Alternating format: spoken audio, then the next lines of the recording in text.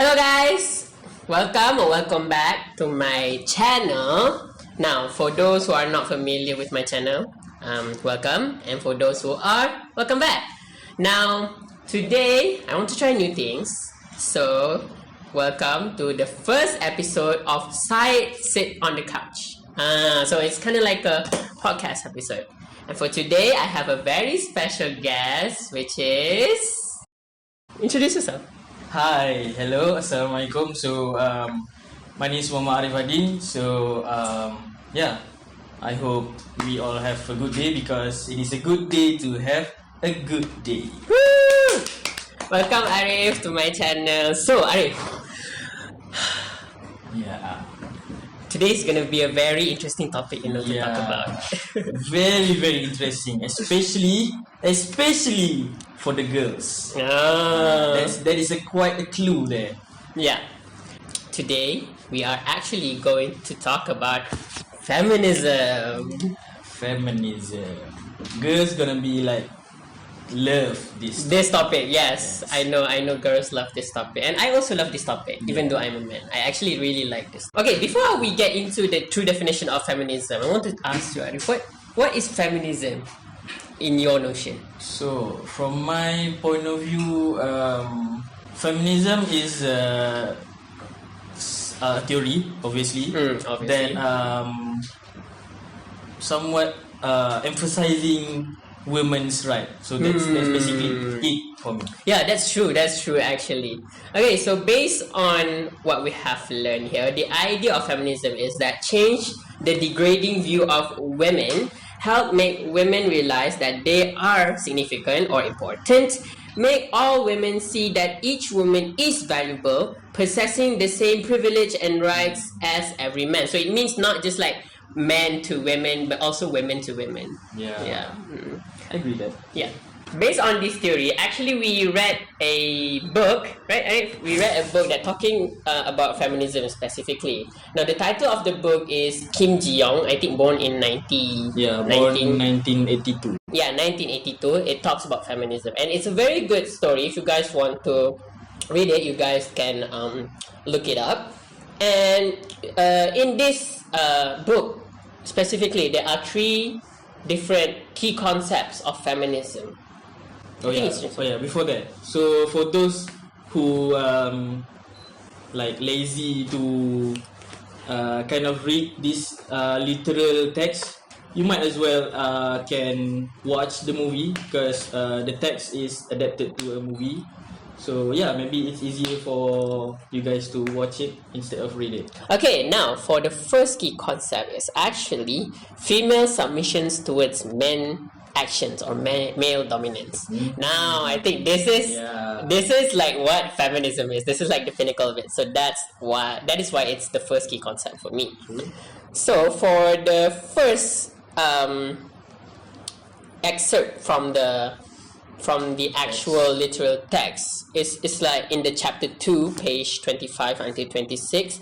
So if you want to know, if you guys want to know, in the book there, in this part specifically of the story, there Jiyoung, the main character, actually has a deskmate, and it's not a female deskmate, it's a male deskmate, and her deskmate actually likes to, you can say, like joke around with her, but it got to a point where Jiyoung feels uncomfortable with it. So you know what happens next, right? No. So just a disclaimer, the reason why I'm not giving my points because I haven't read the text 100%. Just like half the way. Okay, I see. So after that, so basically Jiyoung is uncomfortable with it, right? So she went to the teacher and asked that she wants to change her deskmate. But you know what the teacher said? The teacher said, like, boys are like that. So it's insinuating that Jiyoung's supposed to accept what the male is doing actually. And the teacher is female itself. Yeah. You see? Yeah. That's very, when I read this story, it's like makes me angry. Can you believe that? Yeah. So But Jiyoung did ended up having a new deskmate. It's just that the idea is that boys are like that. Now that is personally, it's not right. It's insinuating that Jiyoung should accept anything that male does, and it's not okay. So that's the first. And the second from the story we have is chapter 3, from page 37 to 38. So there are groups of girls, and there is a male. It's like a random male. It's like what they call like the flasher. So I don't think I have to explain to you what the flasher means. I mean, you already the audience is already know. maybe it's already know, but I guess if you can, if to put it in a more mannered way, if you guys don't know what a flasher is, let's just say flashers did something very inappropriate, and that is what is happening now. So, but in the story, the flasher got caught by the police, right? No, okay, this part is it goes like this. There's this group of bullies, which is the girls that bullies people in the school. So one day they caught the flasher and bring him to the police station. But instead of like people or the school praise them for what they did, they got punished by the school and the teacher by doing some like apologize later or something and whatnot. So it kind of like discriminate their rights. Their rights, because, instead of getting like praise or something, they got punished. Okay, so let's move on to the second key concept, shall we? Okay, so the second key concept is overt agency. Now, Arif, what is overt agency? So overt agency is everything that women do will be like, how should I say this? Man is always right, and then even though woman is right, they still consider as people still consider them wrong.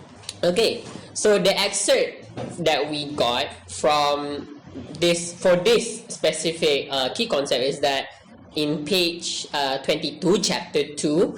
So Minso, so if you guys, I'm sure you guys don't know, but Minso in this story is actually Jiyoung's mother. Yeah. Jiyoung's mother. So Minso is a very hard-working mother.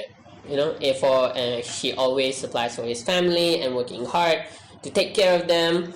So working hard to support her male siblings, as they deem males are the breadwinner for their family in the future. So basically what she said in the story, I had to work to send my brothers to school. That's how it was with everyone. All women live like that back then. Basically, at the end of the day, women do something, men get the benefit of it, benefit out of it. It's sad that Ningso has to do everything because just because she is smart, but the benefit is on. It's always to her male siblings. Yeah, it's always like that. Yeah. Now for the second one is in chapter 2 also, page 25. The girls seem afraid to rat on him, but manage to quietly stare at the back of his head. The teacher and the class looked at Jiyoung's deskmate, and he finally confessed to the crime. Oh, so I think this is the part that we talked earlier, the deskmate one. Oh. Yeah. So basically, there's another girl in the class, scared to tell the teacher that this guy did it. Oh, so it's like similar to. Yeah, somewhat similar with the first point whereby, we cannot do anything. Like basically, the girl cannot do anything because if she did, there will be some sort of perspective of it. So she kept quiet about it. But the good thing is in here is the girl actually brave enough to at least give like a verbal cue, as you can see. It's like stare at the back. So that it's like she's still giving her opinion, but in a non-verbal way. Yeah, in a non-verbal way. It's in a non-verbal way, and making the teacher know and making the guy confess. So now for the last key point for our topic today is reducing women to mere bodies. I think this is like one of the major points of feminism as well. There will be like trigger warning for Yeah. the female audience. For a young audience and those who are not comfortable, there will be there. You have been warned that this part is a little bit on the lewd side. Okay. So reducing women to mere bodies. I think this is what is happening now. Still is going on. Still currently happening. Still currently happening. Whereby let's just say males see women just for their bodies. That's it. It's not more than that, and that's why feminism exists. No? Okay, so in the book, chapter 4, page 71, 72, Jiyoung goes to an interview, and the interviewer asks the candidates very inappropriate and lewd questions. This is from the dialogue of the interviewer.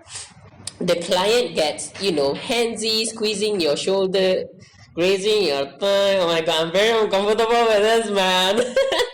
Compared to the other two candidates, Jiyoung simply gave like a simple walking away. I'm gonna walk away. I'm gonna get the hell out of it, answer. But because of that, she didn't get the job. So this is like this is indicating the interviewer is being inappropriate, like seeing them just as bodies, because you won't ask that in the interview. Okay, you won't ask these type of questions. What's your point on this specific part of the excerpt?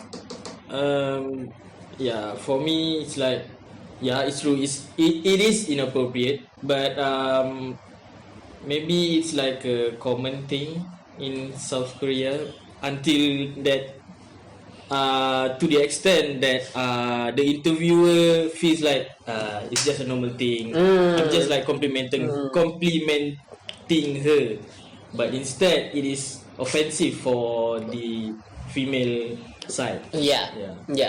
For the next excerpt is also chapter 4.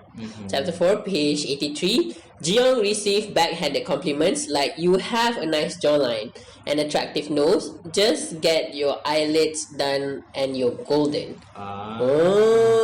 So that is backhanded. If you guys don't know what backhanded compliments is, it's basically like you're complimenting someone, but in the sense you are also insulting them.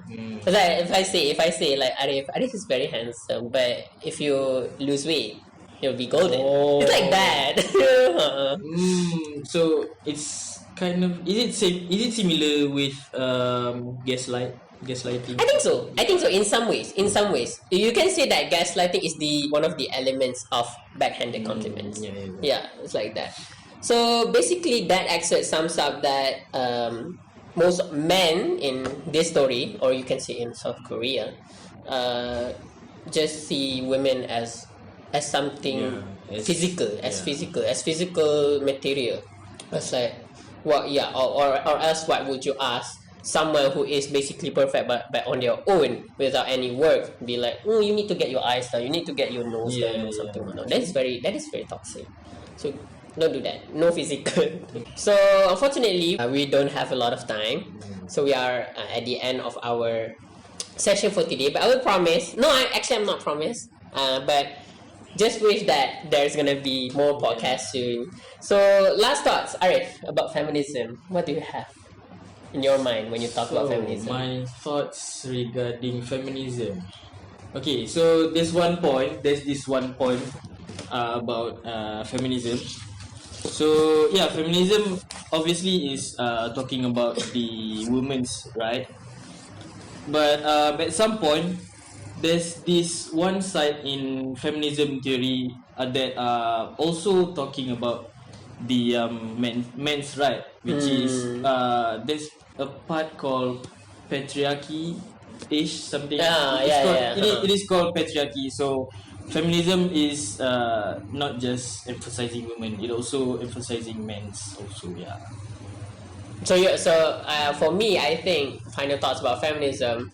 I mean, I can relate a lot with feminism itself, because male are born, or they are set to be very tough. They need to be very masculine and whatnot. And I'm not like that. I'm gonna admit that I'm not like that. I'm more to you can say like I don't really like to be masculine, but I'm still a guy. You know, yeah. I'm still a guy, and that is what also feminism stands for. Like you said earlier, right? It's about patriarchy. Something there's like a certain perspective that the general public asks you to be this way.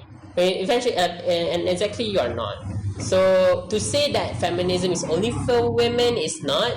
It's not wrong, but it is also it's like a movement. Feminism is the name of the movement, but it's for both genders. That is all for today's session. I hope you guys.